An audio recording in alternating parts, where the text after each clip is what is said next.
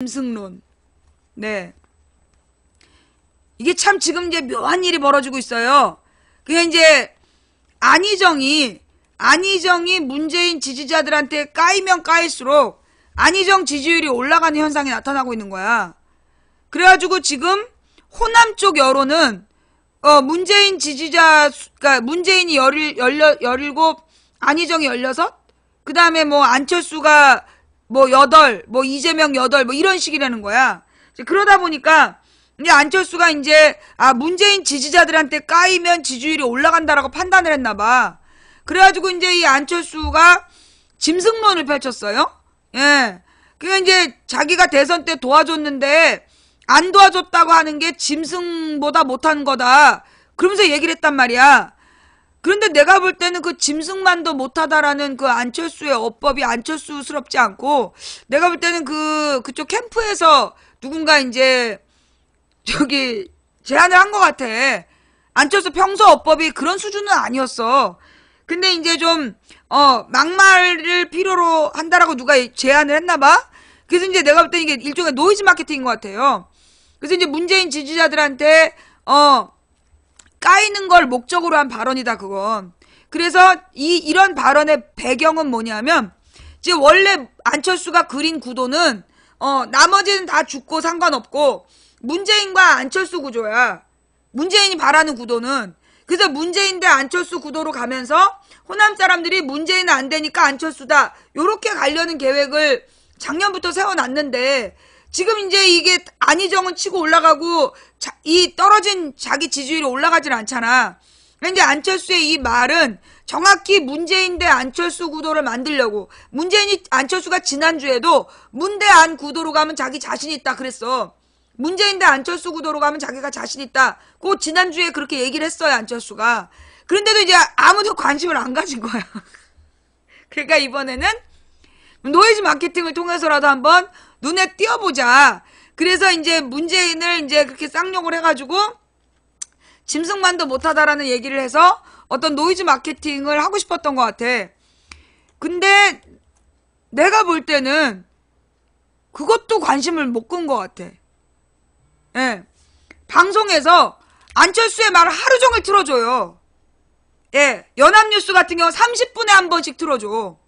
안철수가 그 짐승 얘기한 거를, 짐승만도 못하다라고 얘기한 거를 연합뉴스에서 30분에 한 번씩 틀어주더라고. 그러면 이 말에 대한 반응이 인터넷에 나와야 되는데. 봤어요? 아무도 인터넷상에서 아무도 거기에 대해서 반응을 안 해. 그죠?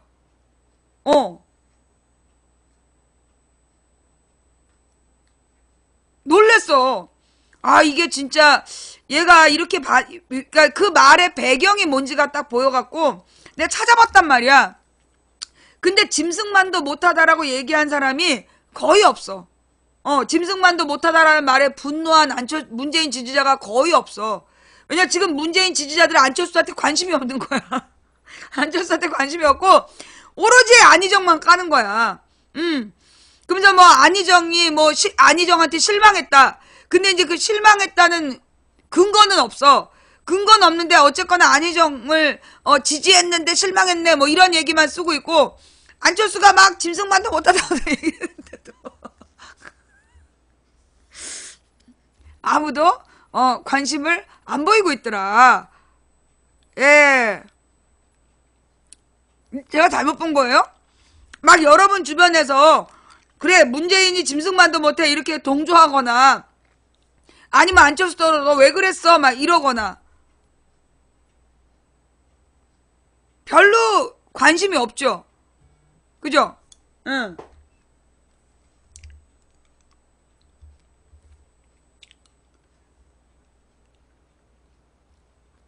아니, 이렇게, 그러니까 이제 문재인 측에 꽈나면, 문재인 측에 까이면,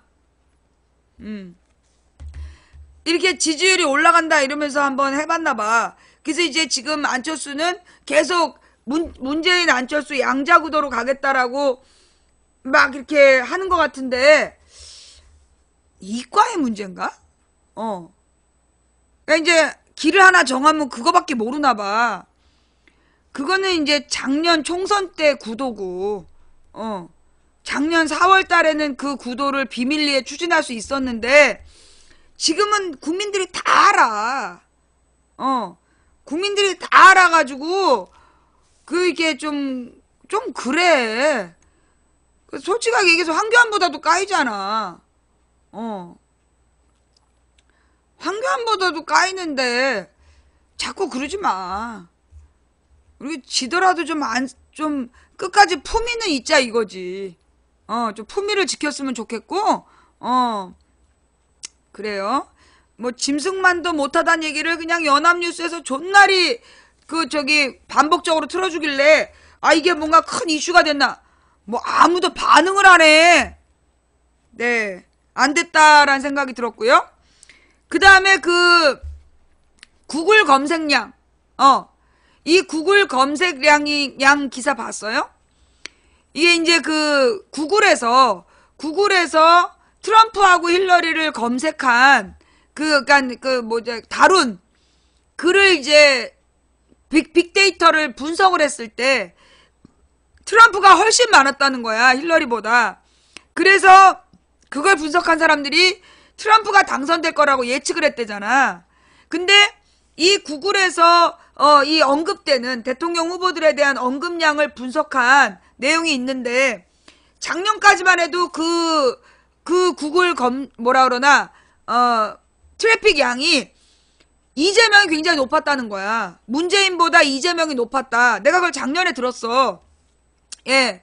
그래가지고 이제 작년에 12월까지만 하더라도 문재인보다 이재명이 월등히 트래픽 숫자가 높았다라고 들었단 말이야. 그런데 그게 이제 1월 달에 쭉 바뀌었잖아요. 순위가 바뀌어서 지금은 이제 트래픽 숫자가 안희정이 1위다. 네. 욕파일 때문에 그랬다. 그래가지고 지금 지금 이제 2월 달이잖아요. 현재 구글 트래픽 숫자로 따져보면 안희정이 1등이고 문재인이 2등이고 그 다음에 이재명이 3등인가 그랬던 것 같은데, 아니 안철수가 3등인가?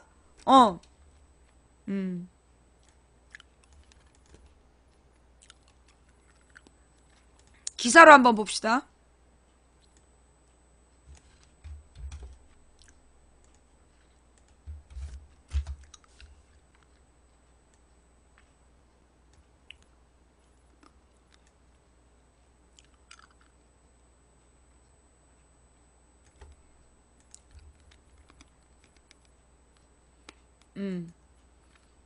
민심파 구글 트렌드 분석. 대선 지지도 급상승 중인 안희정 충남지사에 대한 유권자 관심도가 더불어민주당 문재인 전 대표를 최근 앞선 것으로 나타났다. 검색 포털 구글의 구글 트렌드는 국내외 주요 선거 때마다 민심을 파악하는 유효한 수단으로 주목받는다. 분석 대상 단어에 대한 특정 시점 최대 검색량을 100점으로 한 상대 비교 방식이다. 스캔들 등 부정적인 이슈에도 검색량이 크게 증가할 수 있는 만큼 여론조사 지지도와는 전혀 다른 개념으로서 관심도라고 불린다. 미국 역대 대선 결과 들어맞는 것으로 유명한데, 후보에 대한 관심이 지지의 선행 조건이라는 해석도 가능하다.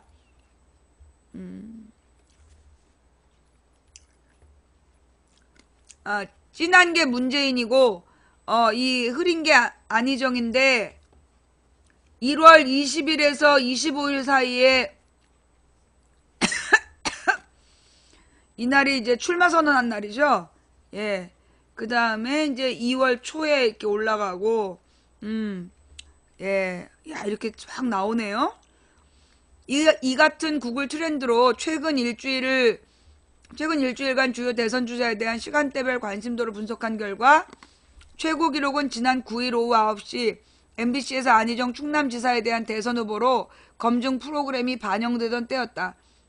이때 이뤄진 안희정에 대한 검색량은 100점 만점으로 했을 때 잠룡 주간 평균 관심도는 안 지사가 26점, 문재인 전 대표가 24점, 황교안이 11점, 이재명이 9점, 안철수가 7점, 손학규가 2점 순이었다. 안 지사는 호남 지역을 방문하고 대북 송금 특검 문제 등에 대한 입장을 밝힌 지난 12일 오전 9시 다시 91점으로 검색량 2위를 기록하는 등 높은 대중 관심도를 유지했다. 같은 기간 지지도 1위인 문 전 대표의 관심도 최고점은 역시 MBC에 출연한 10일 오후 9시에 68점, SBS 12일에 55점이었다. 그래서 최근 일주일 동안 주요 대선 주자의 인터넷 검색량 상대 비교를 해보면 이렇게 나타났다. 네요. 황교안 이재명보다도 까이니까 짐승만도 못하다 막 이러면서 화를 냈구나. 자, 최근에 1개월간 일자별 관심도에서 최고 기록, 평균 기록 문 전 대표가 앞섰다. 최고 기록가는 한 달 동안으로 치면 그 최고 기록이나 평균 기록은 모두 문 전 대표가 앞선다. 지난 10일 문 전 대표가 기록한 최고 검색량은 100점으로 환산할 경우 50점, 안 지사가 43점. 한 달치로 했을 때도 7점밖에 차이가 안 난다는 얘기네. 그러나 추세를 살펴보면 안 지사는 지난달 22일 5시간 증문즉답 출마 선언으로 문 전 대표를 관심도에서 처음 앞지른 후 두세 차례 오르내리다가 2월부터는 10일만 빼면 줄곧 검색량에서 문 대표를 앞서고 있다. 그러니까 이미 관심도가 문 대표를 제쳤다는 얘기죠. 구글 트렌드는 지역별 관심도 통계도 제시한다. 최근 일주일간 16개 시도별 관심도에서 문 전 대표가 1위인 곳은 울산, 대구, 경남뿐이다. 다른 곳은 모두 안 지사에 대한 관심도가 가장 높았다. 최근 기록인 부산 지역의 안진소에 대한 검색량이 100점으로 했을 때는 문 전 대표 84, 그러니까 안지사를 100점 기준으로 삼으면 문 대표가 84, 황대행이 47, 이시장이 29, 안 전 대표 24, 그러니까 안철수가 24 이런 순이다. 서울은 안지사가 89, 문 전 대표 82, 황대행 37, 이시장 29, 안철수 13. 야권 최대 관심사는 호남의 선택인데 광주 지역의 관심도 안지사 78, 문 전 대표 70, 이재명 38, 안철수 28, 황대행 25. 한편 리얼미터가 MBC 매일경제 의뢰로 6일에서 10일에 실시한 이날 발표 여론조사 결과에 따르면 그 리얼미터는 문 전 대표가 32.9, 안지사가 16.7, 황대행이 15.3, 안 전 대표 9.5, 이시장 7.8로 나왔다. 딱 봐도 리얼미터가 구글 트래픽량에 비해서 현실감이 떨어지죠. 그죠? 여러분 주변에 지금 문재인 지지자보다 안희정 지지자가 절반밖에 안 돼요? 그러니까 내가 계속 리얼미터에 대해서 이 조사를 신뢰할 수 없다라고 얘기한 게 이런 거야. 가령 저 구글 트래픽은 실제로 지역별 빅데이터를 분석한 거야. 그러니까 저거는 객관적이라고 볼 수 있죠. 근데 리얼미터는 아무래도 여론조사를 하면서 왜곡이 들어가는 거야. 결과에 대한 왜곡이. 그러니까 뭐 나이대로 평균치를 준다든가 뭐 이러면서 그래서 이 결과가 왜곡이 들어가니까 리얼미터는 안 맞는 거야. 리얼미터 지지도가 맞은 예가 없어. 리얼미터의 후보 지지도가 맞은 적이 없다고. 지난 총선 때, 지난번 지방선거 때 맞은 적이 없어. 예. 그러니까 이 구글 트래픽량 같은 경우에는 객관적 자료라고 볼 수 있고요. 예. 그리고 지금 여러분 주변에 있는 사람들도 다들 안희정 얘기만 하잖아. 욕을 하든 칭찬을 하든 안희정 얘기만 해.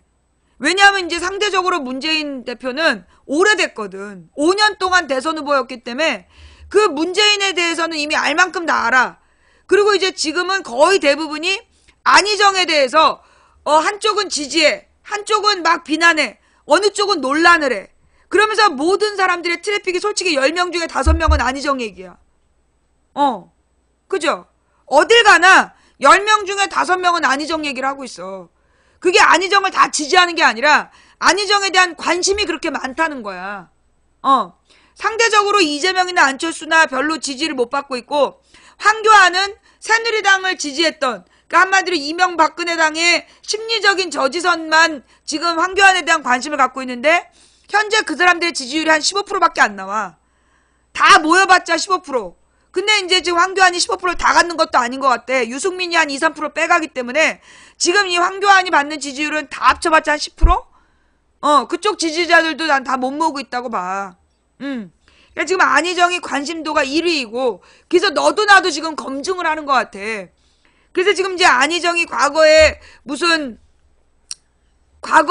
뭐라 그러나, 조서, 그 검찰 조서 과정에서 시인하는 부분을 딱 편집을 해요. 그 다음에 이제 자기네들이 뿌리는 가짜뉴스하고 그걸 섞어가지고, 그걸 지금 퍼뜨리면서 의혹을 제기하고 있는 거야. 그 이제 이걸 안희정이 이 부분에 대해서 만약에 이제 이게 진심이라면, 이게 진짜였다면, 충남에서 도지사를 2번 하는데, 됐겠냐고. 그죠?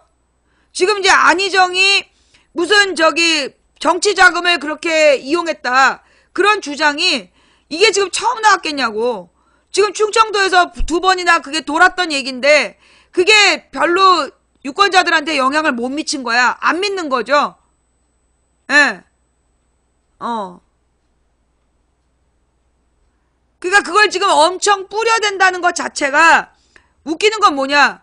아니 내가 진짜 이게 그러니까는 지금 나타나는 일종의 기현상이야. 뭐라 그러나 옛날에는 문재인에 대해서 누가 욕을 하면 그 부분에 대해서 막 진실은 잘 모르면서 막 불안해하고 이런 게 있었어요. 근데 안희정 같은 경우는 그러니까 문재인에 대해서 누가 욕을 하면 그걸 막 믿는 사람들이 있었어. 그런데 그 안희정 같은 경우에는 도리어 막 이런 까이는 내용이 돌잖아요. 그럼 그게 관심으로 가. 뭐 호감으로 그대로 가는 게 아니라 그런 얘기가 막 퍼지잖아. 그런 이제 안희정에 대한 비판적인 기사가 쫙 퍼지면 그걸 가지고 안희정이 나쁜 놈이다라고 결론 내리는 게 아니라 안희정이 누군데? 내가 이해가 안 되는 게 그 부분이야. 문재인에 대해서 뭐라고 얘기를 하면 이거 진짠가요? 이래. 근데 그게 아니라 안희정에 대해서 뭔 얘기가 돌면 안희정이 누군데? 이러면서 관심도로 변해.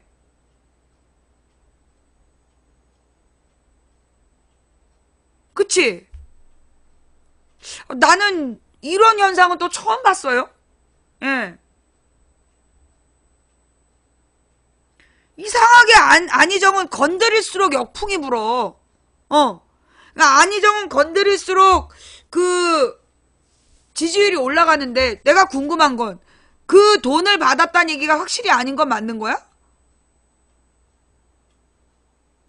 이거 혹시 아는 사람 있어요? 지금 보니까 이제 그 자료는 짜집기가 된 거야. 지금 이제 그 카톡에서 돌고 있는 건 안희정이 검찰에 가서 시인한 부분, 그 조서에서 시인한 부분은 정치 자금을 받았다라는 부분이야.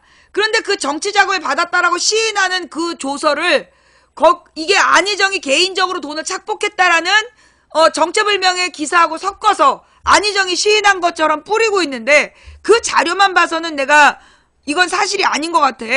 근데 이거 진짜 본 게임에 갔을 때 이게 정말로 안희정이 그렇게 노무현 대선 자금 받아놓은 비자금으로 아파트 중도금 냈다. 이게 사실이에요? 아니에요? 이거 확인됐어요? 안희정 캠프에다가 물어본 사람 있나? 예. 이게 만약에 그런 무혐의? 그게 무혐의 났다고요? 그 부분을 확실히 확인해 봐야 된다. 예, 지금 여러분들이 좀 조사 좀 해봐요. 지금 막 그 포털에다 뿌려지고 있는 내용은 분명히 편집이야. 짜집기 한 거야. 그러니까 안희정이 4억 원을 개인적으로 돈을 착복했다라는 기사와 안희정이 그 정치 자금을 받았다라고 시인한 부분, 이거를 마치 이거 봐라, 안희정이 개인적으로 돈 받았다라고 짜집기를 해갖고 뿌리고 있는 거야. 근데 이 내용하고 이 내용은 달라. 요 부분은 노무현 대선 자금을 받았다고 시인한 부분이야. 어제 대선 면접에서 뭐라 그랬어요? 어제 대선 면접에서 그 안희정이 뭐라 그랬어? 실제로 그렇게 정치자금 받았댔어? 자기가 그 정치자금 받았다라고 시인했어요? 어제 대선 거기에서 뭐라고 나왔어? 선거자금 얘기만 했다. 개인자금 내용은 안 나왔다. 그러니까 개인적으로 돈을 착복했다는 게 언제 얘기냐면 옛날 조선일보 기사야. 옛날에 노무현 대통령 때 조선일보가 얼마나 거짓말을 많이 했는지 몰라. 의도적으로 왜곡하고 그 시절에 아파트 중도금을 그 안희정이 그 돈으로 개인적으로 착복했다. 이런 기사가 나왔단 말이에요. 근데 그 돈을 개인적으로 유용한 적은 없다. 라고 얘기했어요? 오케이.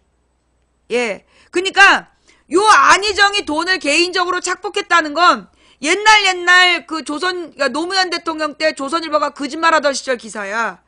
그리고 안희정이 인정하고 시인한 부분은 노무현 대통령 선거자금을 재벌로부터 받았다. 그건 시인한 거야. 근데 이걸 악마의 편집을 해가지고 퍼돌리고 있는 거야. 그리고 그게 사실이었다라면 안희정이 충남지사가 2번이나 당선될 수가 없는 거지. 그죠? 예.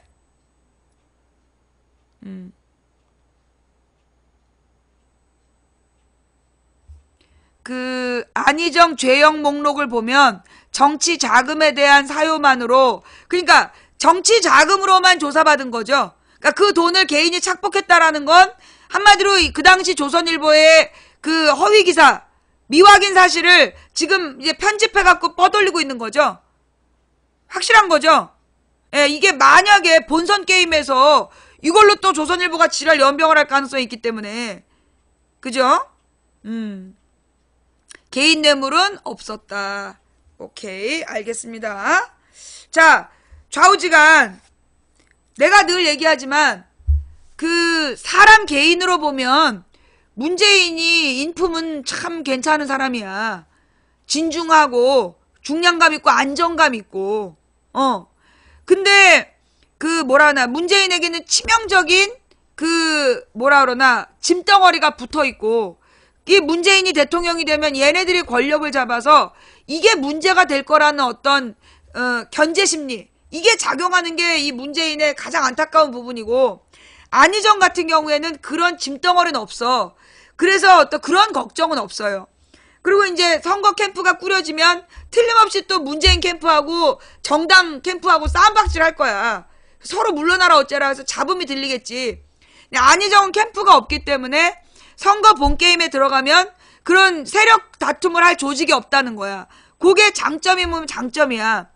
근데 문재인은 5년 동안 계속해서 노출돼서 검증을 받았기 때문에 그 개인적으로 뭔가 털릴 게 없어. 근데 안희정은 사실 충남에서, 충남 사람들은 별로 문제로 생각 안 했던 내용이 본게임에서 문제가 될 수도 있는 거야.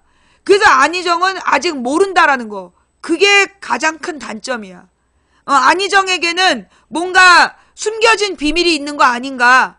너무 호감도가 올라가는 거야.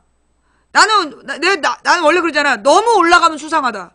너무 좋아할 때는 나는 늘 한 발짝 떨어져. 예. 이걸 검증을 좀 확실하게 해야 된다. 예. 그러니까 이제 문재인 같은 경우는 5년 동안 욕을 먹었기 때문에 더 밝혀질 게 없어. 그리고 5년 동안 욕 먹은 내용들이 사실은 문재인이 잘못해서가 아니야. 문재인 밑에 있는 것들이 잘못해서 문재인 대신 욕 먹은 것들이라고. 근데 안희정 같은 경우엔 너무나 베일에 쌓여져 있었고 전혀 몰랐다가 갑자기 나타났는데 이게 너무 매력적인 거야. 너무 젊은 동안에 되게 막 그 말도 잘해. 그리고 뭔가 이렇게 막 덫을 놓으면 문재인 같은 경우 눈을 껌뻑껌뻑하면서 거기 걸린단 말이야. 손석희가 물어봐도 껌뻑껌뻑하면서 대답을 못해. 근데 안희정 같은 경우에 누가 뭐라고 덫을 놔도 요리조리 빠져나가. 그러다 보니까 안희정은 그런 위기 대처 능력은 있단 말이야. 근데 그 위기 대처 능력이 곧 신뢰감이냐. 그러니까 안희정 같은 경우에는 뭐라 그럴까, 굉장히 날렵한 배 같은 느낌이야. 쾌속선 느낌. 그리고 문재인 같은 경우에는 거대한 범선 같은 느낌. 그러니까 속도나 대처 능력은 안희정이 빠른데 이게 이 배 크기가 큰 태풍이 몰아쳤을 때 버티느냐 마느냐의 중요한 점이잖아요. 태풍이 오기 전에 피해가는 안희정이냐 아니면 태풍이 와도 버티는 문재인이냐 그런 차이가 좀 있을 수 있을 것 같아. 예. 그래서 일단 너무나 여러분들이 그 한쪽으로만 쏠리지 말고 만약에 여러분 잘 생각해봐. 만약에 안희정이 본선에서 까이면 안 되는 비밀이 있으면 안 되잖아. 그럴 때 대비해서 문재인을 너무 죽이면 안 돼. 문재인을 너무 죽이면 안 된다고. 내가 이렇게 말하는 이유는 지금 이미 기운이 뒤집어졌다는 얘기야. 내가 이렇게 얘기한다는 건 이미 기운이 뒤집어졌다는 얘기야. 무슨 얘기인지 알겠어? 예.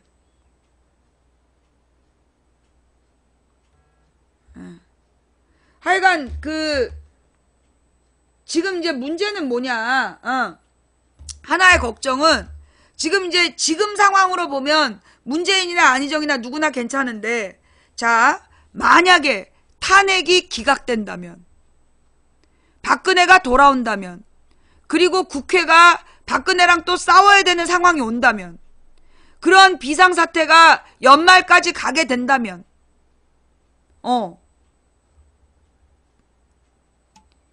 지금 구도로는 안 돼요. 문재인이든 안희정이든 그러니까 안희정이 어떻게 보면 아주 긴박한 상황에 확 치고 나온 거야. 근데 이게 게임이 길어지면 얘기는 달라질 수 있어. 우리는 그때도 대비해야 돼. 우리는 그때도 대비해야 된다. 그런 대비가 없으려면 빨리 탄핵돼야 된다. 자, 무엇보다 우리 망치 부인의 블랙리스트. 예. 망치 부인의 블랙리스트들아. 지금 이 숫자가 얼마냐 하면 16,000이 넘었어. 예. 망치 부인의 블랙리스트가 아니구나. 15,880이야. 15,880 블랙리스트들이여 단결하라. 너네가 단결해서 박근혜를 탄핵해라. 그럼 내가 블랙을 모두 해제해주마. 너희들에게 구원의 길이 있어. 분명한 구원의 길이야. 15,880명이 단결해가지고 박근혜를 빨리 탄핵시켜. 헌재에 가서 막 탄핵시키라고 글도 쓰고 그래서 너네가 박근혜를 딱 탄핵을 받아내면 너희들 모두 블랙을 풀어줄게. 진짜 공약이야. 이 박근혜가 탄핵이 딱 인용되면 박근혜가 탄핵이 인용되면 한마디로 탄핵되면 파면되면 망치 부인이 블랙 대사면 다 풀어줄 거야. 진짜야. 공식적 약속이야. 최선을 다해. 너희들의 힘을 믿어. 애써보는 거야. 알았지? 자, 그 밖에 혹시 여러분 망치 부인한테 궁금했던 점 있어요? 요거 망치 부인한테 물어보고 싶었다. 어떤 뉴스에 대해서 망치 부인한테 물어보고 싶었다. 그런 내용 있었어요? 지금 빨리 얘기해봐. 노래 하나 들으면서.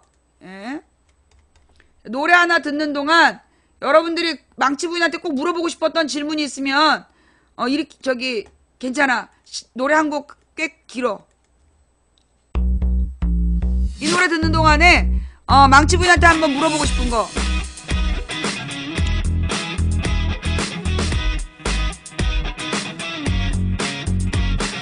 너무도 당당하게 나타나 영혼을 뺏어가는 마녀야. 안희정 유용 관련 조선일보 기사에 대해서 오마이뉴스에서 사실무근이라고 바로 기사가 나왔었다. 그러면 그렇지.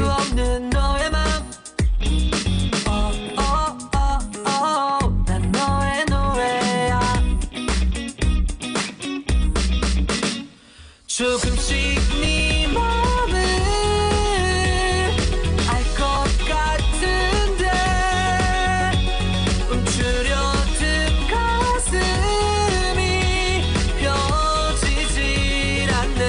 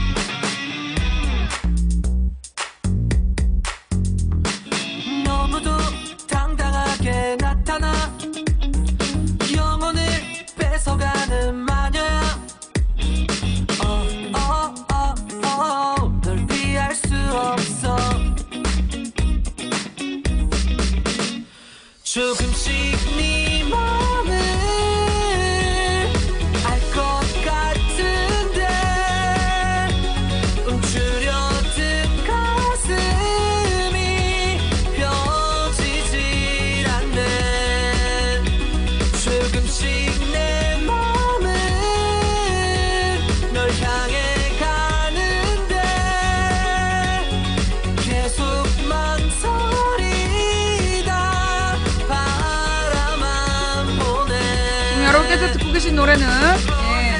상상하던 그 이상 망치부인이 아주 재밌게 본 드라마 예. 욱시 남정기라는 저기 드라마에 나오는 예. 조금씩 네 맘을 가사가 이래요. 예. 알 것 같은데 움츠려든 가슴이 펴지질 않네. 조금씩 내 맘은 널 향해 가는데 계속 망설이다 바라만 보네.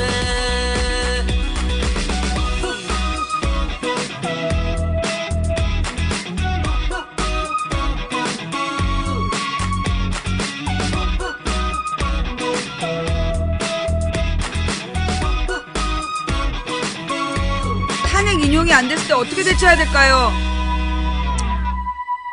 그게 궁금해요. 그때는 우리가 이제 죽을 각오를 해야지.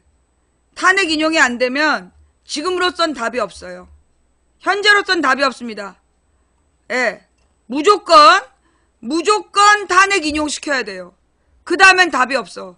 지금 왜냐하면 박근혜 당에서 박근혜 당 이명박 당이 이명박 박근혜 세력이 뒤로 지금 발을 빼고 있기 때문에 그리고 이제 얘네들이 어차피 지금 국민들이 굉장히 분노한 상태잖아. 국민들이 지금 굉장히 분노한 상태이기 때문에 지금 상태에선 자기네들이 집권하기 어렵겠다고 본 거야. 그러면 이제 한 6개월 정도 차라리 그냥 시간을 질질 끌자. 저기 7인 체제로 만들어서 공황 상태를 만들거나 아니면 탄핵 기각시키거나 그래서 전국을 혼란시키고 그 다음에 야권 후보들에 대한 흠집내기로 시간을 끌자. 그래서 이제 연말에 대선을 치러서 그 연말에 가서 한번 전세를 뒤집어보자. 계속 시간을 끌자라는 수법을 쓸 수 있어요. 그래서 내가 맨 처음에 기억나? 작년 11월 22일이야. 작년 11월 22일에 아직 탄핵이 결정되기 전이야. 내가 뭐라고 얘기했냐? 나는 1년짜리 싸움을 계획했다. 기억나요? 찾아봐. 유튜브에 가서 11월 22일의 방송을 찾아보세요. 나는 이 싸움이 그렇게 짧게 끝나지 않을 거라고 본다. 그러면서 내가 11월 22일 날 방송하면서 1년을 나는 생각하고 있다. 그래서 390일 동안 나는 저녁을 금식하고 금주할 거다. 분명히 내가 그렇게 얘기해. 그 393일 뒤가 그날로부터 393일 뒤가 대선이야. 대통령 선거날을 기준으로 해서 내가 390일 동안을 나는 준비한다. 예. 그러니까 이게 무슨 얘기냐? 이 촛불이 그렇게 쉽게 탄핵 문제가 그렇게 쉽게 끝나지 않을 거라는 걸 나는 예상했었어요. 그래서 긴 싸움이 될 거다. 그런데 일단 지금 1차 고지야. 이번에 최선을 다해서 이 3월 13일 전에 탄핵을 시켜야 돼. 지금은 다른 걸 생각하지 마. 그 다음에 어떤 다른 수가 있겠지? 다른 수는 없다고 봐야 돼. 지금 저 새끼들이 자기네들이 국회의원 사퇴하겠다 이러면서 발을 뺐어. 탄핵이 기각되면 현재는 방법이 없어. 그러니까 최선을 다해서 이번에 2월 28일에 2월 28일까지 변론 다 종결시키고 아니야 적어도 다음 주 안에 23일 안에 22일까지 변론 종결시키고 23일 날 최후 변론 듣고 그리고 3월 13일 이전에 탄핵을 받아내야 돼. 이건 다른 방법이 없어. 2월 안에 탄핵하라. 그러면 그 2월이라는 게 언제까지냐면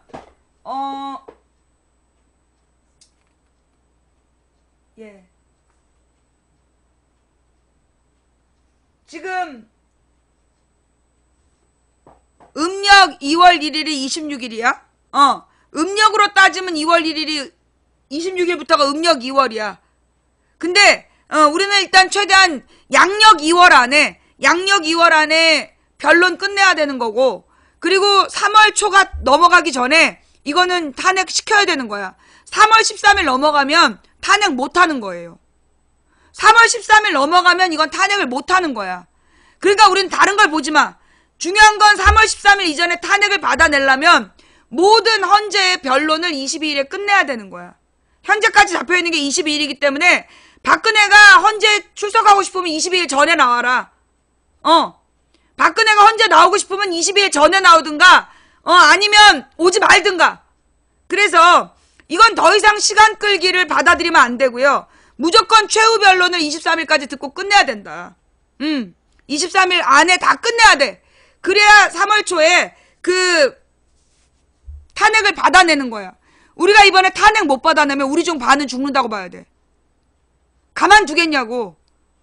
지금 우리 각 조직에서 우리가 그 탄핵 반대했던 사람들 우리 다 죽는 거야. 박근혜가 가만두겠어? 목숨을 걸고 2월 초에 탄핵시켜야 돼요. 그래서 돌아오는 토요일에 다 모여야 돼. 걸을 수 있는 사람 다 데리고 나와. 걷지 못해도 돼. 휠체어라도 태고 와야 돼. 무슨 얘기인지 알겠어요? 그래서 지금 18일하고 25일 두 번에 지금 최대치를 다시 모아내야 돼. 최대치를 경신해야 돼요. 지금 이 박근혜가 다시 돌아오는 일이 없어야 돼. 다시 돌아오는 일이 없으려면 18일에 최대 인원 모아내고 25일에 그걸 경신해야 되고. 무슨 얘기인지 알겠어? 목표를 크게 잡고 최대치를 몰아내야 돼요.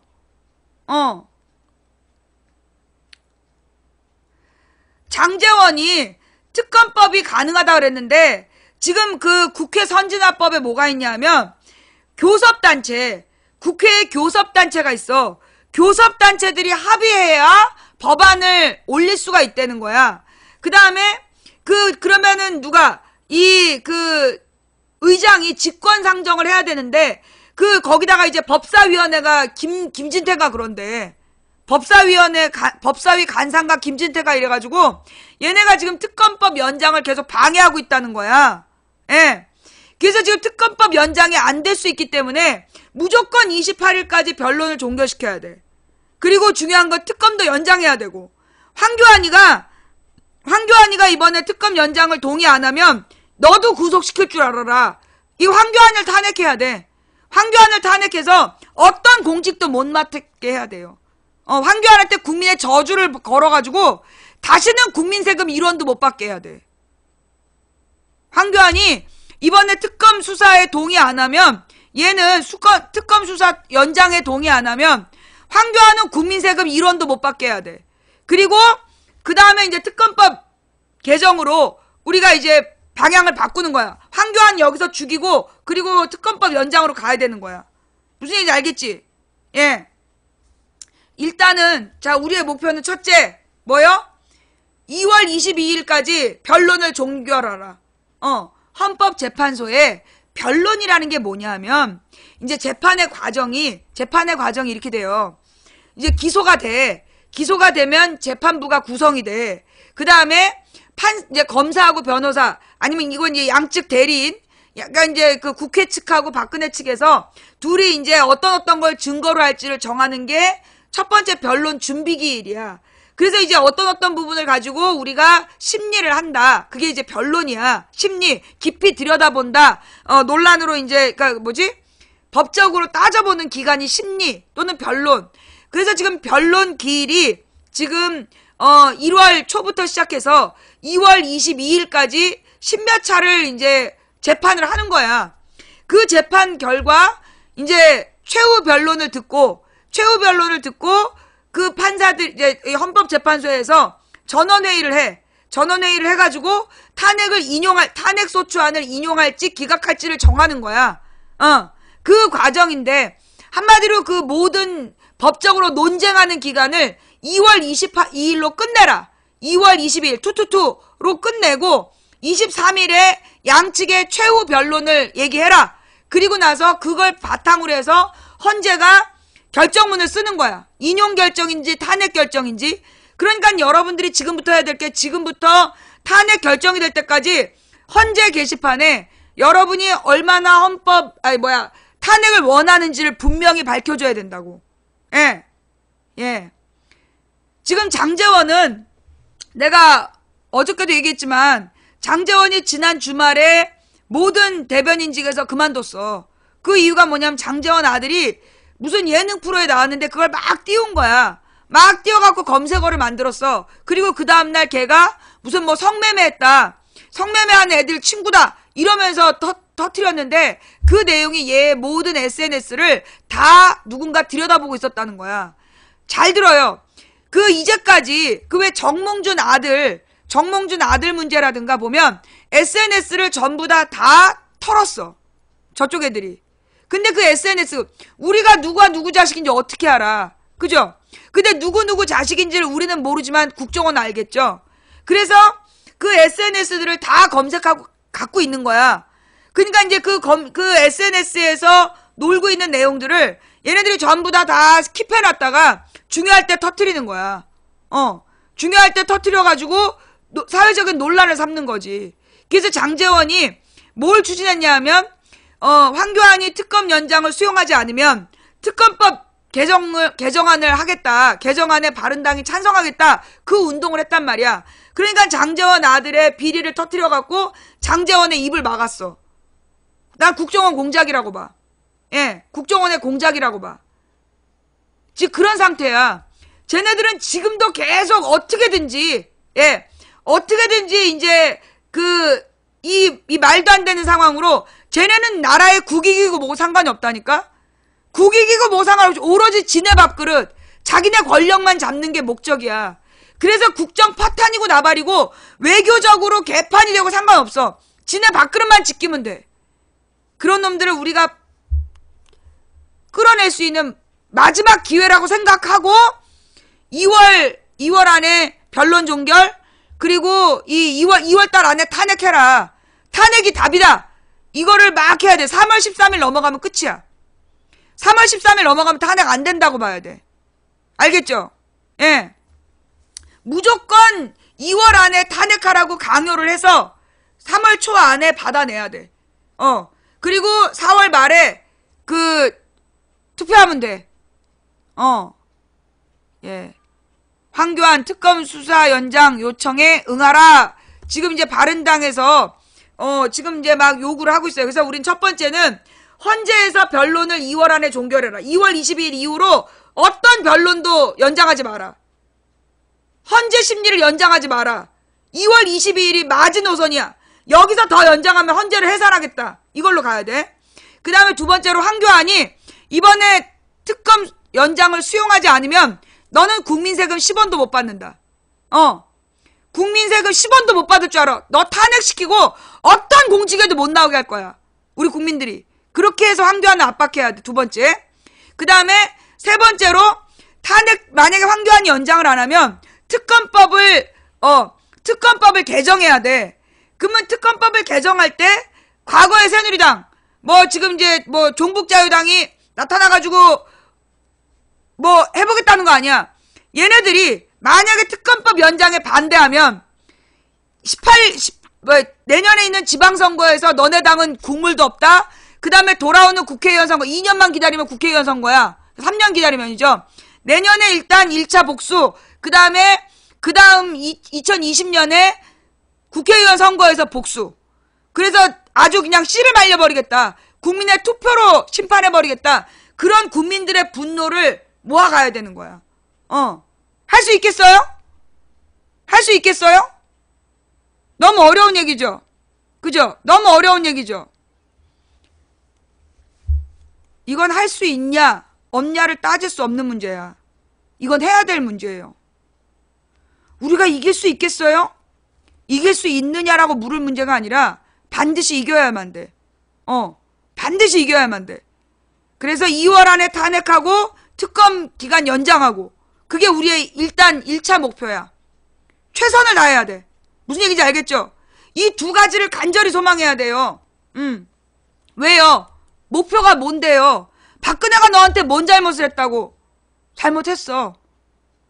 일일이 다 나열할 수 없을 만큼 많은 잘못을 했어. 국정원 댓글요. 증거 없다고 거짓말했지. 청년 실업, 노인 빈곤, 가계부채 전부 다 해결해주겠다 그랬잖아. 국가부채 아무것도 해결 못했지. 전부 다 청년 실업 최고, 노인 빈곤 최고, 가계부채 최고, 국가부채 최고. 이게 박근혜 경제야. 그 다음에 세월호 희생자 304명, 메르스 피해자 138명, 그 다음에 국정교과서로 지금 중학교 3학년 애들은, 지금 중학교 3학년 이후의 애들은요, 역사교육이 개판 났어요. 지금 검정교과서가 올해까지만 사용돼. 내년부터 지금 국정교과서로 시험 보는, 지금 역사교과서 교육이 지금 안 되는 상황이야. 누가 이런 거 만들었어? 박근혜가 만들었어. 왜? 역사교육을 파괴해야 그 나라를 망치거든. 위안부 협상. 그 굴욕적인 위안부 협상을 불가역적이라고 개지랄을 떨어갖고 전 세계의 국민을 망신시킨 박근혜.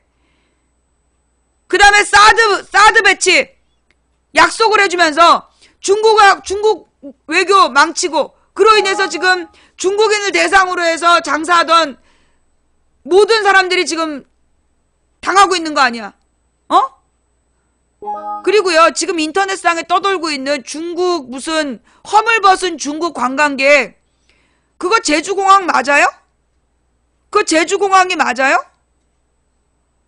그 사진에 있는 거 그거 한자 아니야? 그 사진 속에 있는 글자가 한문 아니에요? 제주공항이라고 기사는 났는데 그 사진을 확대해보면 거기가 한문이 써있는 것 같은데? 그러니까 제주공항이라고 뉴스가 나왔는데 그게 제주공항이 맞냐고. 왠지 그 사진이 나는 수상해 보여. 예, 그 사진이 좀 수상해 보여. 왜냐하면 지금 중국 관광객이 급속도로 줄었어요. 예, 중국 관광객이 급속도로 줄었단 말이야. 그게 지금 저기 명동 같은 경우에 중국인들이 싹 사라졌어. 예, 중국인들이 다 사라졌는데 그렇게 중국인들이 많이 와서 관광을 한다고? 그렇게 물건을 샀다고? 뭔가 좀 이상한 기사야. 예, 그게 사실인지 좀 확인해 볼 필요가 있다고 생각하고요. 그 다음에 개성공단 폐쇄만으로도 지금 중소기업 엄청난 손해받고, 그 구체적으로 파악한 게 수조 원이야. 손해가 수조 원 났어. 그것만이 아니야. 무엇보다 이 세월호 아이들, 그 다음에 이 가습기 피해자,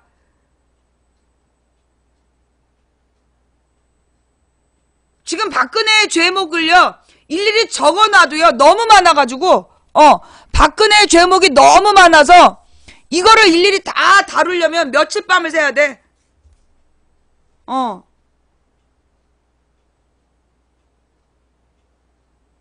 제주도 맞아요. 제주도 공항 맞아요? 아니, 중국말로 써있길래 수상했지. 예. 아니, 그렇게 중국 사람들이 물건을 많이 사간다는 거야? 이야, 어마어마하네. 예. 자, 일단 그 제주공항에, 그럼 뭘 하면 돼? 청소원을 더 뽑으면 되는 거야. 안 그래요? 중국인들이 와서 민폐를 끼쳤다라고 얘기하기보다 그렇게 많은 물건을 샀구나. 그러면 그게 그만큼 우리나라에 도움된 거 아니야. 안 그래? 그러면 청소원들을 더 고용을 해서 치우면 되지. 일자리 창출되고 장사 잘 되고 우리나라 물건 팔고, 그게 비판할 일이야? 그 다음, 그래서 이 박근혜를요 우리가 빨리 치우지 않으면 우리가 이게 감당이 안 되는 거야. 그리고 아까 또 빼먹은 얘기 있다. 최동욱 얘기. 여러분, 최동욱 혼외자 사실일까요? 확인이 안 됐을까요? 최동욱이 혼외자를 낳았다. 이게 물리적으로 확인된 사실이다 아니다. 물리적으로 확인된 거 없어요. 증거 없어요. 예. 최동욱이 혼외 아들을 낳았다. 그거 물리적 증거가 없어. 그러면 왜 그 당시에 최동욱을 그렇게 모욕을 줘서 쫓아냈다? 몰랐지. 그러죠. 모르는 사람이 있네. 행복이맘님. 예. 그거 최동욱이 뭐라 했냐면 DNA 검사자 그랬어. 최동욱이 DNA 검사자 그랬더니 그때 조선일보가 아동학대라 그랬어. 그러면서 DNA 검사를 못하게 한 거야. 그래놓고 지네는 애 학교에 가가지고 애 신상 다 털었잖아. 만약에 최동욱이 그게 자기 아들이다 싶으면 DNA 검사 하자 그러겠냐고. 예. 그거 가짜였어요. 박근혜가 누명 씌워가지고 이 최동욱을 옷 벗게 한 거야. 어. 나쁜 놈들이죠.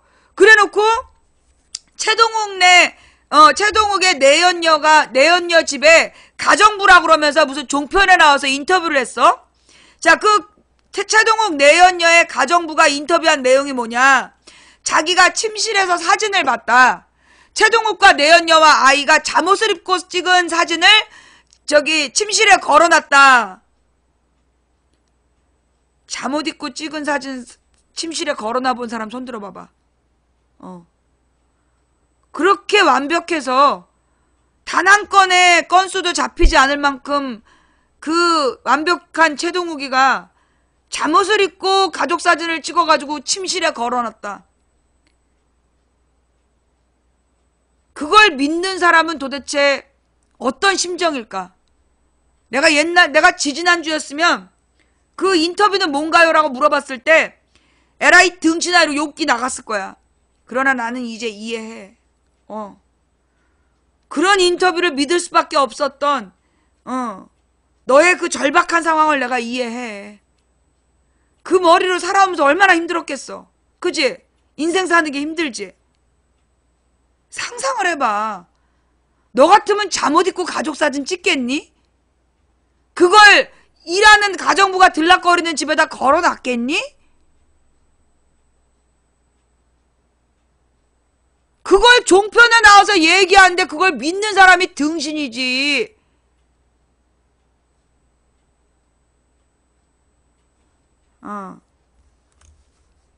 자, 어쨌거나 이 최동욱 총장이 무슨 얘기를 했느냐? 만약에 특검이 중단되면 국정원 댓글 사건처럼 공중분해된다. 이게 무슨 말이냐? 이번 주에 아주 중요해. 이번 주에 되게 중요해.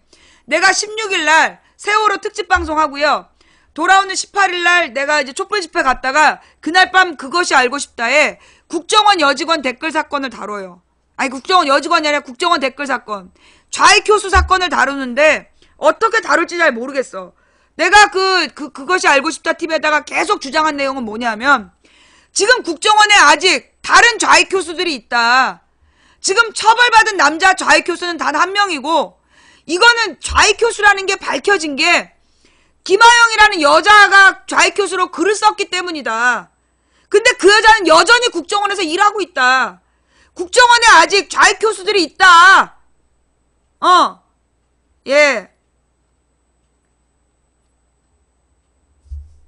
그게 지금 내가 주장하는 바야. 그래서 16일 날이 세월호 특집, 18일 날은 국정원 댓글 특집이면서 그날 우리가 또 뭐 해야 되냐? 최대 인파가 모여야 돼요. 정말 이 150만 넘는 인파가 모여야 돼. 우리 박근혜가 돌아오는 일을 막아야 된다니까? 그럼 우리 진짜 1년 동안 앞으로 이 12월까지 계속 촛불 들어야 돼. 난 못해. 18일 날 다 모여야 돼. 그래, 25일 날 지방에 있는 친구들까지 모아. 동창회를 광화문에서 하는 거야. 뭔 말인지 알았지? 봄맞이 동창회를 광화문에서 해야 돼. 무슨 얘기인지 알겠지? 예. 그래서 18일, 25일 집중해야 된다. 최대한 만약에 토요일 날 일하시는 분들도요. 25일 저녁 때라도 오셔야 돼요. 25일 저녁 때라도 와서 국민 최대치가 모였다라는 기록을 남겨야 됩니다. 네. 준비 잘해야 돼요. 그리고 이제 18일날 촛불 끝나고 와서 그것이 알고 싶다를 보면서 그것이 알고 싶다가 문제의 본질을 정확히 썼는지 안 썼는지 보자고. 예. 자, 그 다음에 지금 나온 뉴스가 아까 조금 예. 최동욱이 말한 내용인데,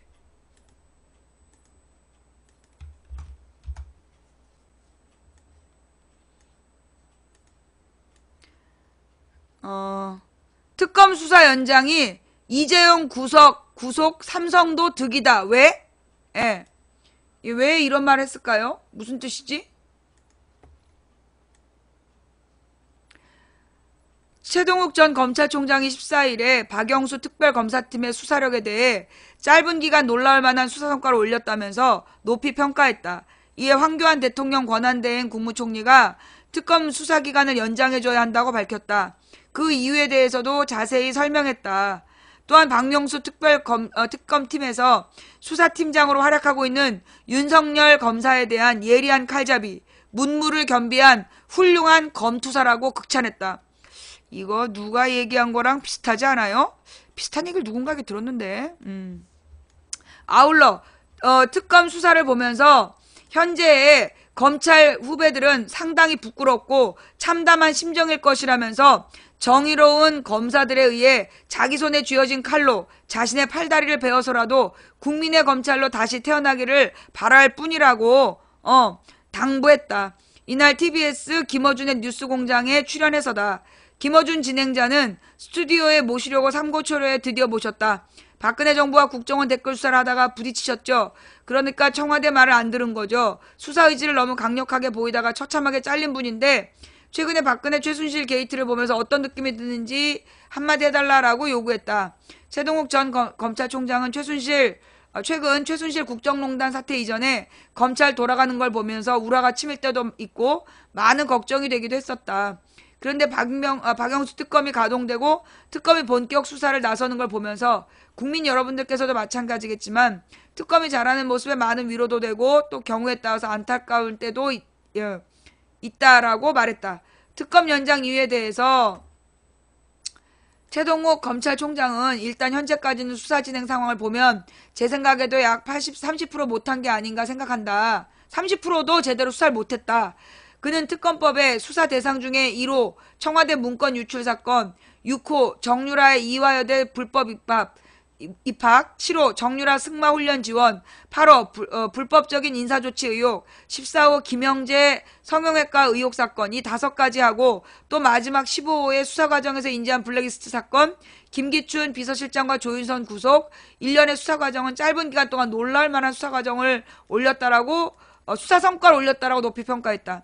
최 총장은 그러나 사실 최순실 국정농단 사태의 핵심은 재벌과 권력 간의 불법 유착 비리, 그리고 그것을 가능하게 했던 공무원들의 비호 방조에 대한 처벌 문제라며, 그래서 특검의 수사 대상이 먼저 재벌들과 권력 간의 뇌물수수 의혹과 관련된 사건 다음으로 이런 국정농단을 가능하게 했던 우병우 등 관련 공무원들의 직무유기나 직권남용 등 방조 비호와 관련된 큰 두 덩어리가 주된 요체다라고 짚었다. 그런데 재벌 권력과 재벌 유착과 관련해서 삼성 이재용 부회장 영장 기각으로 인해 3주간의 수사가 많이 딜레이됐고 SK롯데, CJ라던가 여타 재벌들에 대해서도 많은 뇌물수수 의혹이 제기됐으나 전혀 수사를 진척할 수 있는 여유가 없었던 것 같다. 무엇보다 국정농단을 가능하게 했던 비호 의혹과 관련해서 우병우 등과 같은 관련 공무원들에 대한 사건이 시작단 게 아닌가. 그렇기 때문에 실질적으로 30% 이상은 진척됐다 보기 어렵다라고 봤다. 이번 사건과 같은 대형 사건의 특검 규모와 기간에 대해 최동욱 총장은 너무 많은 의혹이 제기돼 있어서 이 정도 사건이라면 적어도 유능한 검사 40명 정도 투입해서 1년 정도 지속적으로 수사를 해야 된다. 그래야 비로소 실상이 제대로 밝혀질 것이라고 말했다. 2006년 대검 중수부 수사기획관 할 때 현대자동차 비자금 사건을 수사한 적이 있다. 중수부 검사 20명이 4개월 정도를 정말 낮밤 없이 수사를 진행했고 그렇게 해서 아주 힘들게 정몽구 회장을 구속했던 기억이 있다라고 덧붙였다. 최동욱이 진짜 법무부 장관 해야 돼. 또한 특검 수사 현장 두 번째 이유에 대해 최동욱 전 검찰총장은 특검법은 한시법이고 제한된 법정 기간 내에만 특검이 수사할 수 있는데 지금 70일이 다 되어가고 만약 30일 연장이 안 돼서 2월 말까지 특검 수사 활동이 종료된다면 특검이 수사만 하고 있었던 모든 사건은 다시 검찰의 손으로 넘어가게 된다. 근데 이걸 먼저 수사했던 현재 검찰은 재벌과 권력의 뇌물수수 혐의에 대해 손도 대지 못했고 직권남용으로 기소를 했다. 또 우병우 등 관련 공무원의 비호방조 의혹에 대해서도 제대로 수사하지 못한 채 특검한테 사건을 전부 이관하는 지금 그런 상황이 되지 않았냐. 그러면서 국정원 댓글 사건도 있고 국정원 간첩 증거 조작 사건, 세월호 사건, 여러 가지 사건들이 제대로 수사가 안 돼서 참 안타깝게 바라봤다. 그중에서 최순실 박근혜 국정농단 사태하고 직결됐다고 할 수 있는 정윤회 사건의 경우 찌라시로 국정농단은 아예 없었던 걸로 검찰에서 수사를 해서 덮어버렸지 않냐. 최 전 총장은 문서 유출 사건으로 변질됐고 국정농단 사태는 더 물밑으로 들어가 버렸다. 그때 당시 검찰이 원칙대로 수사를 제대로 하는 척이라도 했다면 대한민국이 과연 이런 지경이 되었을까? 또 대통령도 탄핵이라는 불행한 상황까지 봉착했을까? 아쉽다. 그런데 그 당시에 수사했던 검찰 지휘라인 어땠는지 기억하냐? 당시 김수남 서울중앙지검장은 검찰총장이 됐고 황교안 법무부장은 총리가 됐고 우병우는 청와대 민정수석이 됐고 그러니까 정윤회 사건을 잘 마무리해서 이런 게 승진한 거 아니냐 이런 얘기냐라고 반문했다. 최동욱 전 총장은 그것에 대해서 대통령께서 아실 것이다. 한 가지 분명한 것은 그분들이 찌라시라는 대통령 가이드라인을 따르지 않고 법과 원칙에 따라서 정윤회 사건을 제대로 수사해서 처리했다면 그 자리에 갈 수 없지 않았을까 그런 생각을 한다라고 말했다. 최동욱 전 총장은 지금 검찰은 박영수 특검으로 이관하기 전에 이 사건을 뇌물수수가 아니라 직권남용으로만 적용했다. 그랬던 검찰이 이 사건을 다시 특검으로부터 이관받아서 뇌물수수죄로 제대로 수사해서 기소할 수 있겠느냐라고 의구심을 나타냈다. 공무원의 비호 방조 의혹 수사를 하다 보면 결국 아이고 어떻게 예 잠깐만요. 결국 지금 검찰이 잠깐만 어디 갔지? 공무원의 비호 방조 의혹 수사를 하다 보면 결국 지금의 검찰 지휘라인과 또 다른 검사들이 수사 대상이 될 가능성도 있다. 결국 지금 검찰이 상사 동료 후배들을 스스로 수사하게 되는 그런 참 어려운 상황이 예상된다. 그래서 이런 경우에 대비해서 특검 제도라는 것이 있는 것이고 이번에도 특검법을 도입해서 특검이 수사를 하게 된 것도 바로 그런 이유라고 설명했다. 특검의 지위는 법적으로 독립돼 있기 때문에 특검에서 수사를 하고 있는 상황을 대통령과 법무부 장관 그리고 검찰에게 보고하지 않아도 된다면서 그런데 특검 종료로 특검 수사가 검찰로 다시 돌아가게 되면 이 비호 방조 의혹을 받고 있는 황교안이나 김수남에게 보고가 된다. 김기춘 우병우 라인을 통해서 정보가 유출이 얼마든지 우려된다. 그래서 수사 대상인 박근혜 최순실도 경우에 따라서 구체적인 수사 진행 상황을 알게 될 가능성도 배제할 수 없다. 그러면 수사를 방해하는 가드라인이 다시 작동하고 거꾸로 수사검사에게 영향과 압박이 내려가고 한마디로 의혹 대상들의 수사를 지휘하는 웃지 못할 이전 상황으로 돌아가게 된다. 요컨대 비리방조 의혹을 받고 있는 그 공무원들이 수사를 지휘하게 된다면 자신의 의혹은 스스로 은폐하려는 것은 당연한 본능 아니겠느냐라고 반문했다. 최동욱 전 총장은 그러기 위해서라도 권력과 그 유착이 드러나고 있는 삼성을 비롯한 재벌들과도 은밀히 협조해서 증거인멸한다거나 그런 현실이 얼마든지 벌어질 수 있다는 얘기라며 그렇게 해서 무슨 수사가 제대로 되겠는가. 이재용 삼성 부회장에 대한 법원의 구속영장 기각과 관련해 법원의 판단에 대해서 언급하는 것은 적절하지 않다라고 조심스러워하면서도 그러나 경험상 권력과 재벌이 유착된 이런 대형 사건들의 경우에는 통상적으로 장기간에 걸친 치밀한 계획 아래 합법의 가면을 쓰고 공조직의 다양한 채널을 통해서 입체적으로 이루어지게 된다. 더 나아가서 어떤 뇌물수수건이 있었는데 사후에 문제가 생겼을 때에도 그 과정에서 벌어진 개별적인 행위들은 전부 합법적이고 공적이고 하는 탈을 쓰게 된다. 그러면서 개별적인 하나의 행위들에 대해서 합법적이었다, 공적이었다고 합리화를 한다는 거다. 그런 시스템을 만들어 놓는다라고 덧붙였다.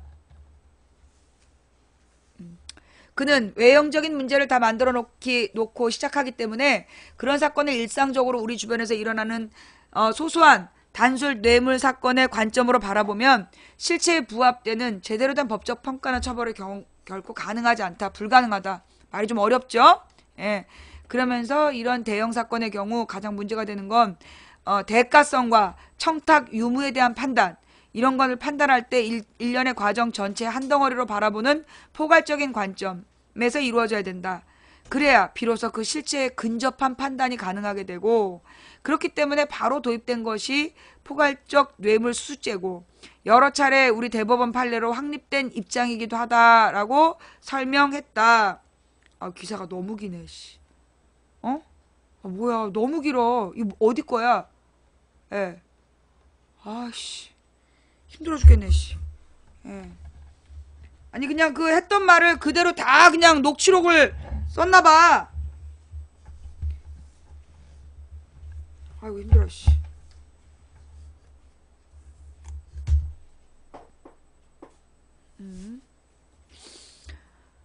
아, 그러면서, 여기 했고, 응.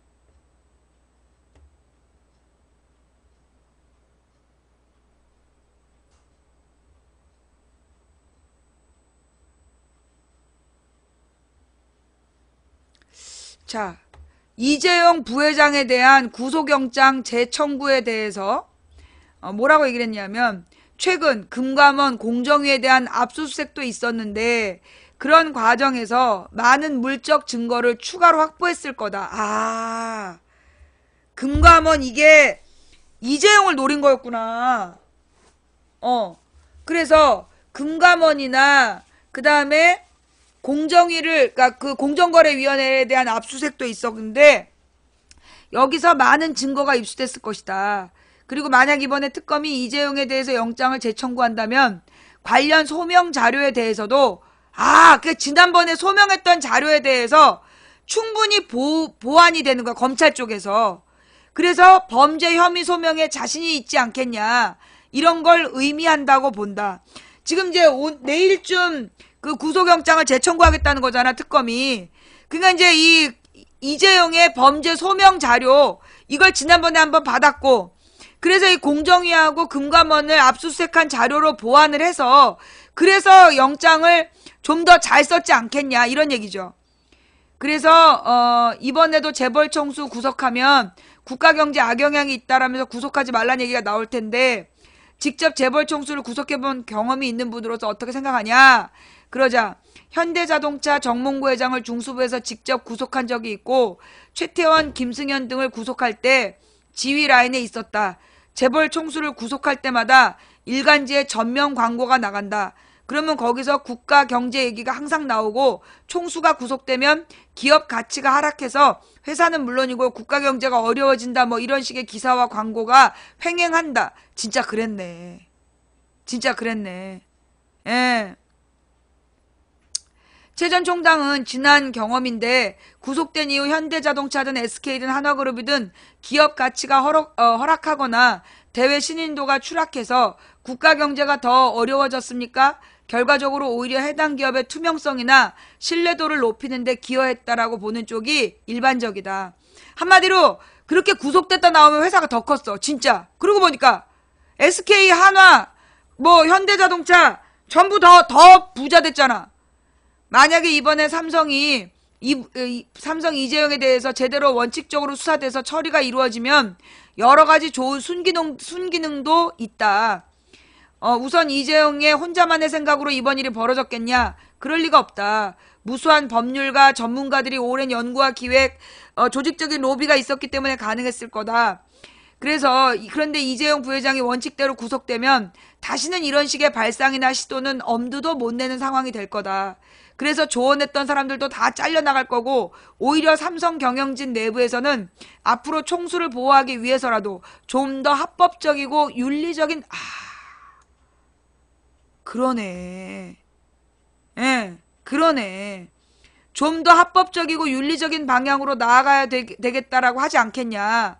그래, 결과적으로 삼성이라는 기업 입장에서 보면 삼성이 더 투명해지고 합법적인 기업이 되고 더 신뢰받는 기업으로 새로 태어나는 계기가 되지 않겠냐라는 것이다. 삼성이 재벌 전체를 선도하고 있어서 다른 재벌들도 삼성의 사건이 어떻게 처리되느냐에 예의주시하고 있다. 그래서 이재용의 구속은 우리나라 나머지 재벌 전체에게 큰 시그널을 보내는 거다. 가장 큰 시그널은 아무리 경제 권력이 강하다고 하더라도 합법 경영을 하지 않으면 예외 없이 총수가 구속될 수 있다는 시그널을 보내는 것이다. 그럼 그게 국민들이 그렇게 갈망하고 있는 재벌 개혁의 출발점이 된다는 말. 그러네. 야. 황교안의 특검 연장 여부에 대해 만약 황대행이 국민 대다수의 뜻과 달리 연장을 일방적으로 거부해버려서 특검 수사를 중단시킨다면 결국 최순실 국정농단 사태에 대한 수사 의지가 없다는 것을 스스로 증명한 것이다. 어쨌든 특검을 연장해서 본인의 국민적 의혹을 해소시키는 것이 황교안 대행 본인에게도 좋을 것이고 또 그것이 국민들도 바라는 것이라는 것이 제 의견이다. 황교안 대행이 최근 윤석열 검사가 좌천되는 것은 댓글 수사하고 상관이 없고 종합적으로 볼 때 자질의 문제가 있어서 좌천됐다는 식으로 말했다. 황교안이 윤석열 좌천에 대해서 연병. 여기에 대해 당시 댓글 수사를 총지휘했던 검찰총장으로서 한마디 해달라. 국회 대정부 질문 과정에서 황 대행이 그렇게 답변했다는 보도를 보고 누가 누구를 평가하나 하면서 오래 겪어본 선배 입장에서 윤석열 검사는 지금 특검팀에서 열심히 주야장천 수사를 하고 있는 것 같은데 아주 치밀하고 해박한 법률 전문가다. 법률 이론가다라고 평가했다. 법과 원칙에 어긋나는 것은 단호히 거부한다. 저한테도 많이 거부했다. 검찰이라는 것이 상명하복 조직인데 상사의 말이 틀리다고 해서 거부하고 대들고 자기 소신을 편다는 건 정말 대단한 용기가 필요한 거다. 근데 거기에는 자기 희생적인, 자기 헌신적인 용기가 없으면 불가능하다. 윤석열 검사 같은 경우에는 자기 헌신적인 용기를 갖고 있다. 그리고 아주 신중하면서도 다이나믹해서 말하자면 예리한 칼잡이다. 그래서 한마디로 말씀드린다면 문무를 겸비한 훌륭한 검투사다. 이런 표현을 하고 싶다. 최 총장님, 혹시 우리 방송 보세요? 우리 방송 보시면 어분 하시나요? 예. 끝으로 최 총장은 그리고요 우리 방송에도 한번 나와주세요. 연락할 방법이 없어. 최 총장은 대한민국 검찰은 2,000명이 넘는 검사를 포함해서 10,000명이 넘는 방대한 수사 인력을 가진 강력한 수사기관이다. 다시 말해 평소 수사 역량이 현재 특검의 100배가 넘는다. 역량면에서 100분의 1도 안 되는 20명의 특검 검사들이 불과 몇 달이라는 짧은 기간에 이전 검사보다 비교할 수 없을 정도의 성과를 내고 있다. 이런 상황을 바라보면 현재 검찰 후배들은 상당히 부끄럽고 참담한 심정이라고 믿는다. 저 또한 그런 심정이다. 최 전 총장은 그래서 이번 특검을 보면서 권력의 개가 되어서 권력의 입맛에 맞게 수사하는 것과 국민의 검찰로 법과 원칙대로 수사하는 것의 이 극명한 차이를 그리고 검찰이 이 지경이 되도록 만든 정치검사들의 말로를 우리 정의로운 젊은 검사들이 꼭 마음에 새기고 잊지 말기를 바란다며 자신의 손에 쥐어진 칼로 자신의 팔다리를 베어서라도 국민의 검찰로 다시 태어나기를 바랄 뿐이다 라고 당부했다. 야, 이게 로이슈죠? 이거 꼭 한번 다시 정독해 보세요. 예, 법조계 이슈를 다루는 신문인데요. 예, 꼭 한번 보세요. 야, 최동욱 총장과 윤석열 검사에게, 야, 자, 이 정도면 이제 오늘 해야 될 거 다 본 거죠? 예, 이 정도면, 오늘 봐야 될 거 다 본 거죠? 아유, 진짜 중요한 얘기 다 나왔네. 예. 파이낸셜, 뭐라고요? 무슨 문제지? 예. 다 못 봤어.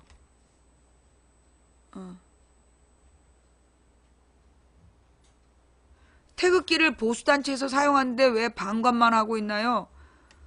방송을 봐! 아까 다 다룬 얘기야! 무엇보다 우리 방송에서 태극기 우리도 들자 그래서 지난번에 망치부인 태극기 꽂고 방송했어. 뭘 두고만 봐, 두고만 보기는. 맨 엉뚱하게 나타나고 뻘소리야. 여야 사당 헌재 탄핵안 결정에 승복하겠다고 합의. 이거 해석 좀 부탁드려요 라고 하셨는데요. 예, 그 얘기 맞아. 그 얘기 했어야 됐어. 지금 여야 사당이 말이에요. 여야 사당이 뭐라고 얘기를 했냐면 그 헌재 결정에 대해서 무조건 승복하겠다라고 합의를 했대. 내가 웃기는 건 뭐냐면요. 아니 그럼 합의를 승복 안 하겠다는 거였어? 헌재의 결정을 당연히 승복하는 거죠. 원칙은 승복하는 거야. 도리어 내가 해주고 싶은 말은 탄핵 기각에 대해서 지금 박근혜 일당들 너희들이야말로 승복을 해. 이게 무슨 결과가 잘못된다는 절차가 잘못됐다는 등 지랄하지 마라. 내가 볼 때요. 헌재 결정에 승복한다는 얘기는 뭐냐면 과정과 절차부터 전 과정에 대한 승복이야. 한마디로 새누리당 출신들이 이 새누리당이 명박 박근혜당이 출신들이 나와가지고 탄핵 절차가 잘못됐다는 등 그런 개소리를 하면 안 된다는 거야. 지금 이게 탄핵이 기각됐을 때 받아들이라는 식으로 받아들이면 안 되고 탄핵이 인용됐든 기각됐든 그 결과를 받아들이라는 건 과정과 절차에 문제가 없었다는 뜻이에요. 예. 그리고 또 하나는 이게 어떤 결과가 나오든 국회는 인정할 수밖에 없는 거야. 예. 국회는 인정할 수밖에 없는 거야. 그렇잖아. 근데 중요한 건 만약에 탄핵이 인용됐을 때 과정과 절차에 문제가 있었다라고 지랄 연병을 할 거 아니야. 그러지 말란 얘기야. 이거 나중에 탄핵 인용이 됐을 때 이거 과정과 절차에 문제 있었다고 시비 걸지 말란 얘기야. 지금 이 야당에서 이거 합의해 준 건 탄핵이 인용됐을 때 과정과 절차에 문제가 있다는 게 지금 박근혜 당의 주장이잖아. 그게 아니다. 과정과 절차에 아무 문제 없었고 국회는 다 동의한 거다. 한마디로 지금 그 국회에서는 그러니까 그 박근혜 지지자들이 친박 단체들이 지금 과정과 절차에 문제가 있다고 씨부리고 있는 거야. 근데 국회 안에서 과정과 절차에 문제 없다라고 얘기를 하는 거야. 그게 첫 번째고요. 근데 만약에 탄핵이 기각이 된다라면 이건 국회의원들이 그걸 거부하고 말고의 문제가 아니야. 이건 우리 국민이 헌재를 없애는 거야. 탄핵이 지금 기각된다면 우리 국민 손으로 국회를 없애는 거야. 무슨 얘기인지 알겠죠? 이건 국회의원들이 잘못한 게 아니야. 국회의원들은 탄핵 소추를 했어. 근데 이 뻔한 내용을 보고 이 막강한 증거 자료에도 불구하고 탄핵을 기각했다면 이건 국회의원의 잘못이 아니라 누구의 잘못이야? 헌재의 잘못이야. 그러면 헌법재판소를 해산해야 되는 거야. 뭔 얘기인지 알겠어요? 근데 마치 이 헌재의 결과를 수용하겠다라고 합의한 게 마치 탄핵 기각에 합의한 것처럼 탄핵이 기각되더라도 그 결과를 수용하라 이렇게 얘기한 것처럼 지금 친박단체들이 떠들어대는 거야. 이거는요 한마디로 탄핵이 인용됐을 때 잔말 말란 얘기야. 시끄럽다 조용히 해라.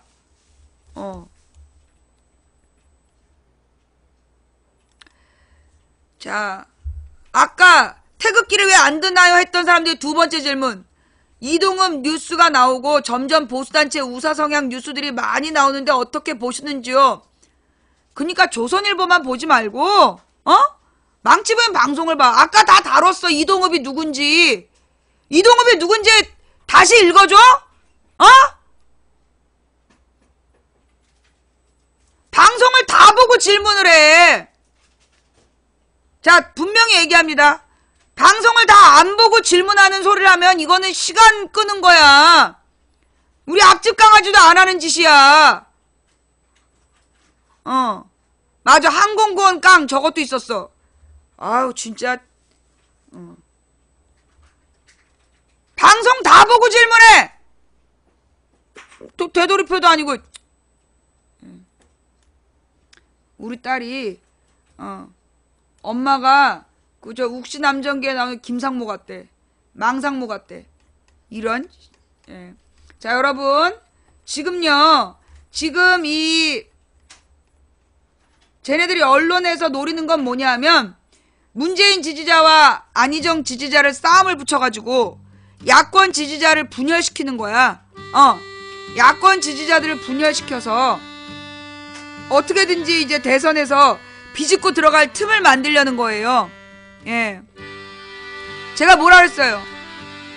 지금 문재인이나 안희정을 비난하는 사람들은 야권 지지자가 아니야. 문재인이나 안희정을 비난하는 사람들은 야권 지지자가 아니야. 얘네들은 국정원이야. 문재인 지지자는 문재인이 뭐가 잘했는지 설명하면 되는 거고, 안희정 지지자는 안희정이 뭘 잘했다라고 설명하면 되는 거야. 뭐하러 야권이 야권 후보를 흠집을 내겠어. 그죠? 그거 다 국정원이에요.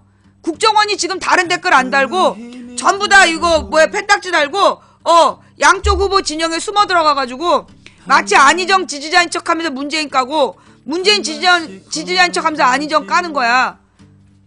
그러면서 지금 막 이 야권 지지층을 분열시키려는 거야. 여기 넘어가지 마세요. 예, 넘어가지 마세요. 지금 야권은요 뭐 하고 있는 거냐면 올림픽에 나가려고 국내 예선전 치르는 거야. 누가 나가든 이기면 되는 거야. 이길 사람한테 힘을 몰아주면 되는 거야. 그리고 진짜 야권 지지자라면 야권 후보를 비난하면 안 돼. 내가 옛날에 이재명 많이 씹었지만 지금 안 씹잖아. 왜 안 씹겠어? 누구든 이길 사람이 돼야 되고, 그게 상처로 남으면 안 되니까. 본선을 위해서. 지금 만약에 문재인을 까고 안희정을 깐 사람도 있다면 얘네들은 우리 편 아니에요. 걔네들은 국정원이야. 국정원이라고 보면 틀림없어. 국정원이 아닌데 왜 그래? 너 덩달이야? 이 모자란 등지라? 자, 여러분, 우리는 이번 대선, 지방선거, 국회의원 선거 내리 모두 이겨야 돼요. 이명박 같은 사기꾼의 박근혜 같은 미친 여자를 대통령으로 만들어낸 저들 집단에게 다시는 권력을 주면 안 돼요. 새누리당 출신들이 다시는 국민 세금 10원도 못 받아먹게 해야 돼요. 그래야 그게 민주주의예요. 아니, 돈을 빼돌린 직원을 또 쓰고 또 빼돌리고 10년 동안 횡령을 했는데 그런 새끼를 또 쓰면 그건 주인이 미친놈이야. 안 그래? 이명박 박근혜 당 출신들은 다시는 정치 못하게 대한민국에서 뿌리를 뽑아야 돼요. 그리고 지금의 야권이 여당이 돼서 또 보수화 되겠지. 그러면 그들을 비판하면서 더 깨끗한 정당을 또 키워서 그들을 몰아내면 되는 거야. 그렇게 나쁜 놈들을 제거해 나가는 거야. 그게 정치를 개혁하는 길이야. 하루아침에 우리가 혁명을 일으킬 수 없다면 가장 나쁜 놈들을 제거해 가면서 우리는 정치를 깨끗하게 정화해 가는 거예요. 그게 우리가 할 일이에요. 자, 지금 이재용 구속영장 재청구 소식이 방금 들어온 속보군요. 예. 자, 이재용 영장이 재청구됐다. 법원에서 어떤 결정을 내릴지 두고 봅시다. 내일은 아마 이재용 영장에 대한 방송을 하게 되겠군요. 여러분, 우리는 이번에 반드시 이겨야 돼요. 왜요?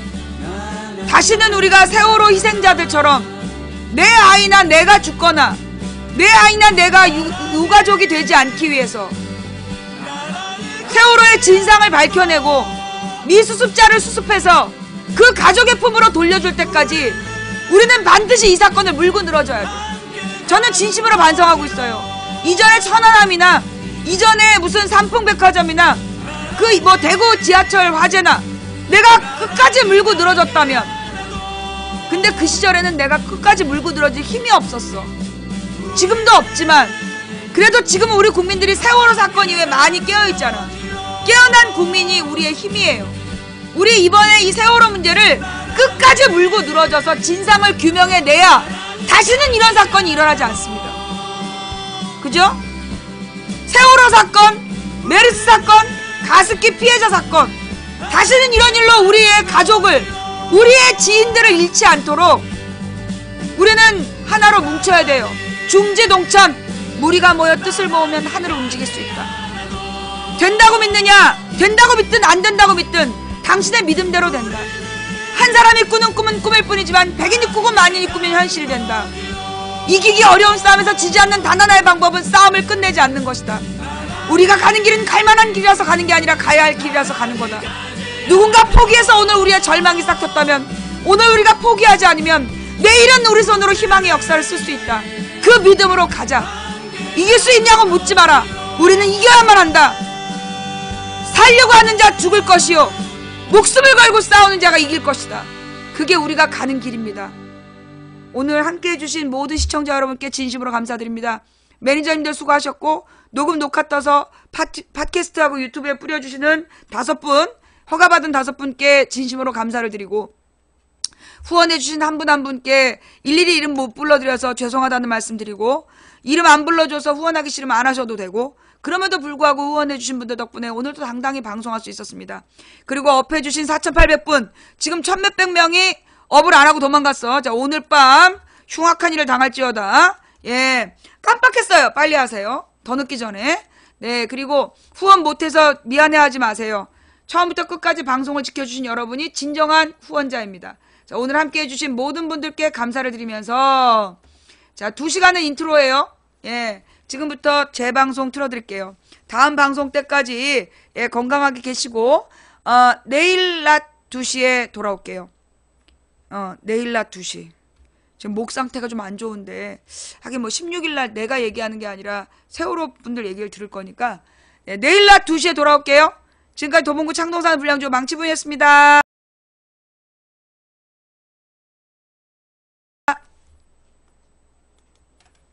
자, 나갔다 들어오시면 돼요. 예. 그리고, 생방을 녹방으로 돌리고, 카메라를 가리고,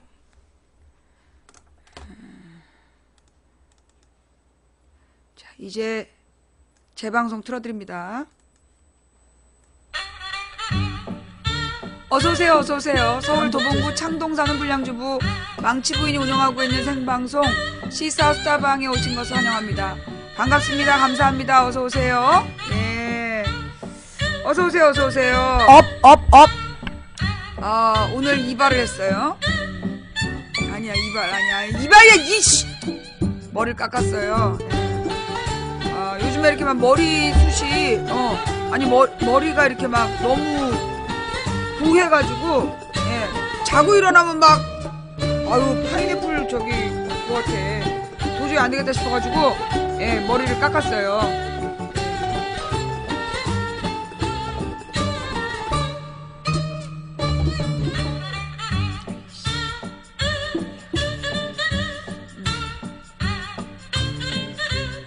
얼굴이 길어 보이죠? 얼굴이 길어 보이니까 살이 더 빠져 보이는 것 같아.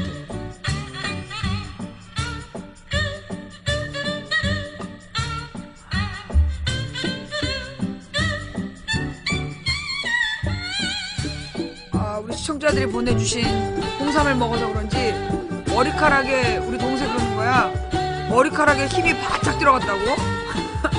예, 머리카락이 되게 두꺼워지고 힘이 바짝 들어가 있다고. 이 생각보다 스트레스를 많이 안 받나 봐요. 내가 스트레스를 받으면 머리카락이 굉장히 많이 이렇게 빠지고 얇아지고 그러는데 아닌가 봐요. 근데 여러분, 그 머리 관리에 대해서 또 내가 알고 있는 B급 정보 알려드릴게.